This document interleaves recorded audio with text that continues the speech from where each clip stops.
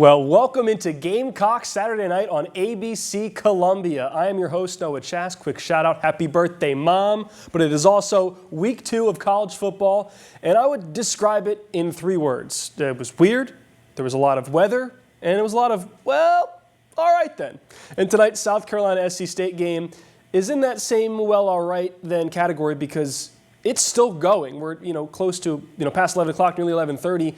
This game's still going on. It was delayed 2 hours and 19 minutes due to a lightning and rain delay, and we are just starting the second half. Here's the score as of right now. South Carolina up 17-3. And some of the key numbers in this one, obviously this 2 hour and 19-minute rain delay, but I'll tell you how we got there. South Carolina State got on the board first, 3-0 with the field goal, and then it was Vakari Swain returning not one, but 2 punt return touchdowns in this game. He had the big one last week against Virginia Tech. He's returned 2 more. He is now tied for the school record in touchdown returns, punt returns in a season. And we're just 3 games, 1.5 games into the year. So what a crazy game. We'll be updating you on this game throughout this show. Okay, the weather and weirdness, not just specific here to the Midlands. The Clemson Tigers had themselves a season in itself today as they took on Troy. Let's head to the Valley. Just the 3rd meeting against Troy. The first 2 both uncomfy. More of the same on this Saturday.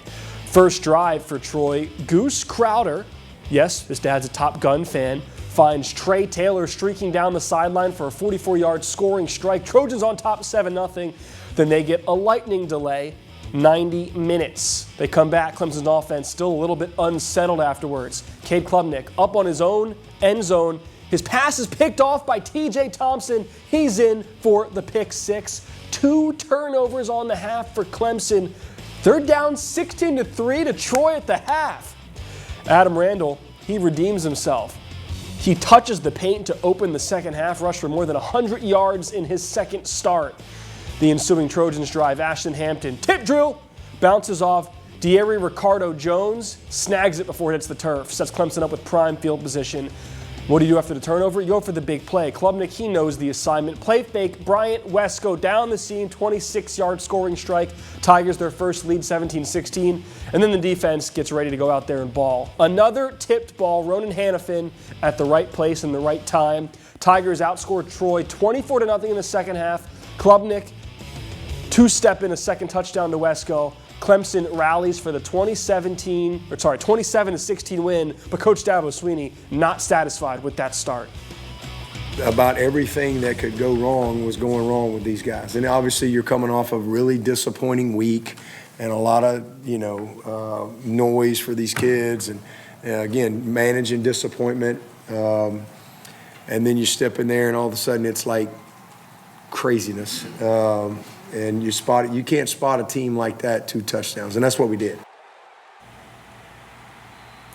Yeah, you can't do that, but they did, and they're lucky to have come back and win, especially when we get to the highlights later. Some teams are not so lucky. But Clemson, next week, they move on to Georgia Tech, and I want to take a second to take about the key points in this game, the key numbers. The biggest one to me, Adam Randall, finally got his running game going, mostly in that second half, 112 yards and a touchdown. The run defense, they had a great game, just 78 yards for Troy. But one key point, not so great. Cade Klubnik, just okay, 196 yards plus that costly pick 6. He needs to be better. Clemson wants to have the season they want to have. All right, now it's time for our Week 2 injury report. Each and every week, we try to keep you informed on who's in and who's out from these games. For South Carolina, Judge Collier did not play, still resting his knee injury from Week 1. Same with J.T. Greer, also out with a shoulder. And for Clemson, Antonio Williams was still out with that hamstring injury. All right, time for us to take a quick timeout, but coming up next, we take a look around the state of South Carolina for some highlights of our local state schools.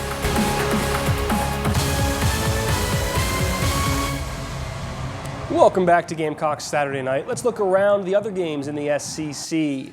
Texas hosting San Jose State, Arch Manning the Longhorns, looking for redemption from that opening loss to Ohio State. First cue, Arch connecting with Parker Livingstone in stride. He takes off, 83-yard touchdown pass, Texas up 7-0. Just before the end of the quarter, rain coming down now in Austin. Arch to Livingstone again. Manning may have found his go-to guy, or at least go-to guy as of now. 14-zip Texas. You guys want to see more Arch Manning? That's what everybody wants, right? Here's more Arch Manning. Finds Jack Endries for this 36-yard touchdown pass. Texas up 21-0. You know what they want more? Give them more. Here's Manning to Endries again. Two Longhorns with 2 touchdowns, 28-0. Late in the third, Arch now showing off the wheels, 20-yard touchdown run.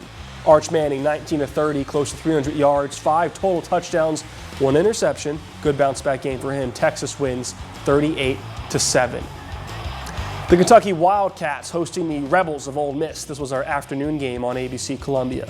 We'll skip to the second quarter. Wildcats up 10-0. Kewan Lacey from the 1-yard line barrels through the crowd. Rebels on the board, 7-10 game. They'll continue to dominate this game. Later, it's the second. It's Damian Taylor's turn to take the 1-yard rush for a touchdown. Now it's a 14-10 lead. After the half, though, Wildcats, they get more on the board from a few kicks. South McGowan now takes the ball for an 8-yard rush to the corner, and the Wildcats tie it up 20-20. But it's too good to be true for Kentucky because Ole Miss quarterback Austin Simmons will take the ball, find an alley, and he scores 27-20. Kentucky takes a gamble to get the lead, but the Rebels, they hold on to win 30-23, the final score. All right, still to come, the upset of the day. One SEC team falls to a non-conference opponent. That's next. You're watching Gamecock Saturday night. Oh, and let me not jump ahead. Here's the South Carolina SC State update. They're up 24-3. More highlights up next.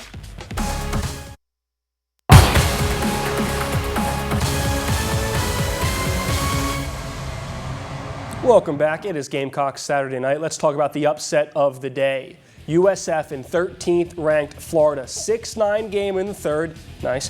DJ Lagway down the field, picked off by James Chenault.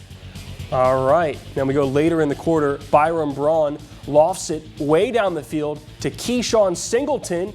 Makes the catch, spins off a guy, and strolls in for the touchdown. South Florida takes the lead.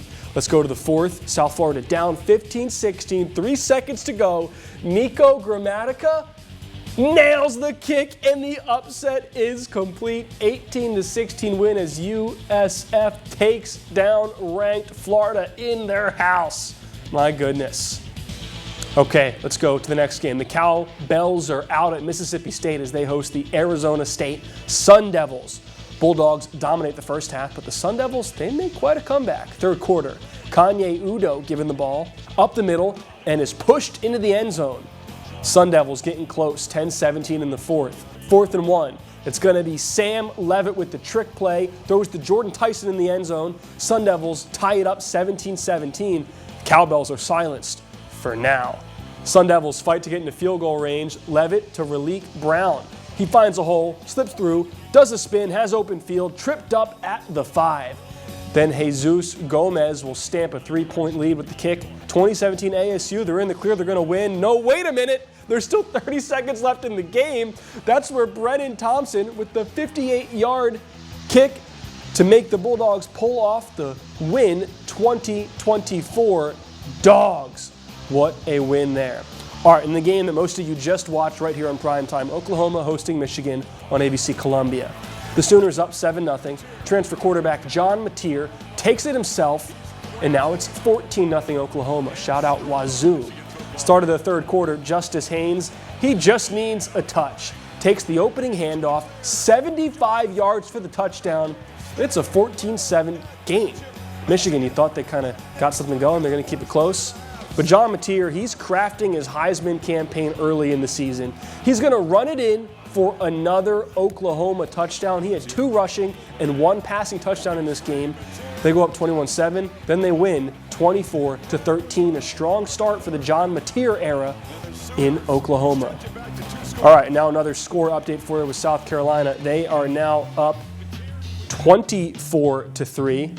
Oscar Attaway with a 5-yard rushing touchdown in that third quarter. All right, time for us to take a quick timeout, but coming up next, we look at some state school games, those highlights coming up just after the break.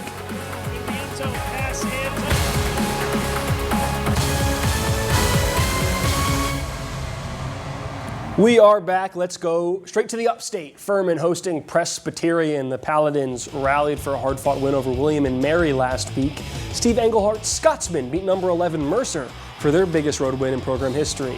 PC trailing Furman 7-0. On the move, Colin Hurst looks up with Sincere Gill. Blue Hose tie it with a touchdown. Furman QB Trey Hendon, man on fire, completed 12 of his 18 passes, hitched to Keith Hamilton in the end zone. Furman up 14 at that point. They led 28-7 late in the half. The Blue Hose unperturbed. Hurst to Nathan Levicki. Baller one-handed grab. Dins led 28-14 at the half. They were up 31-21 when their game was delayed, like a lot of these games. They resume play. Presbyterian ties it up late, and after Furman scores first in OT, it's Hurst to Levicki, his 5th passing touchdown of the game. And Englehart elects to go for 2 and the win. Hurst lofts it up to who else but Levicki. Presbyterian stuns Furman 39-38 in overtime, a heartbreak for the Paladins.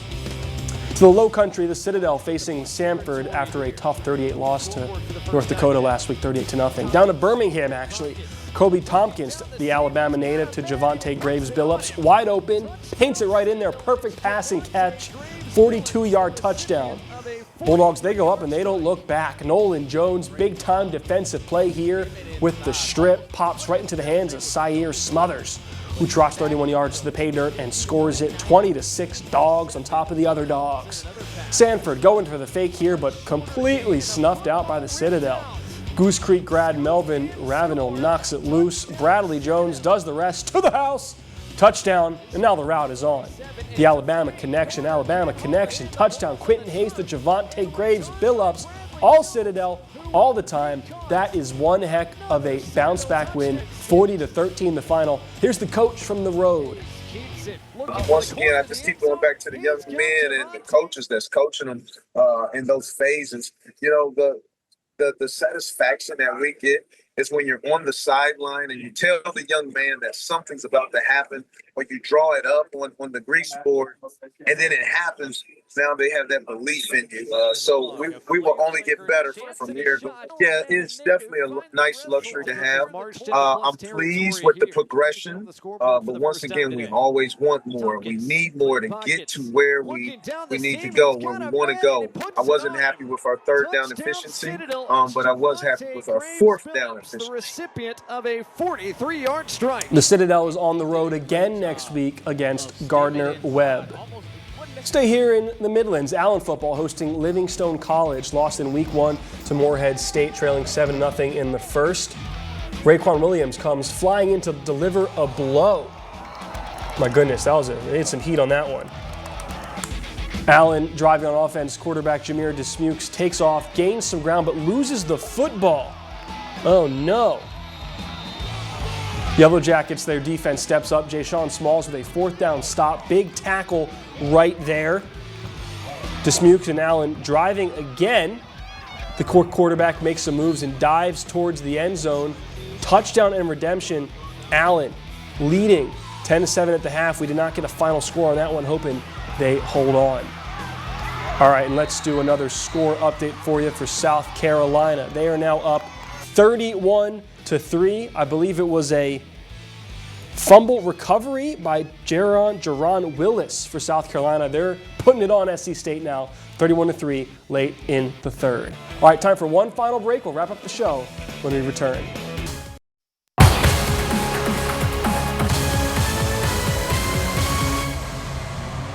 Welcome back to Gamecock Saturday night. Let's give you one more score update on the South Carolina game because this thing's going to go on forever. Still 31-3, so some more context. It was a 46-yard scoop and score from the Gamecock linebacker Jaron Willis to make it 31-3. So far, the special teams, Bakari Swain, the 2 punt return touchdowns. Now Jaron Willis on the defense, the scoop and score. The offense, not scoring a touchdown, but the defense and special teams doing all the damage. So that's where things sit right now. It's still, let me get the exact time for you here.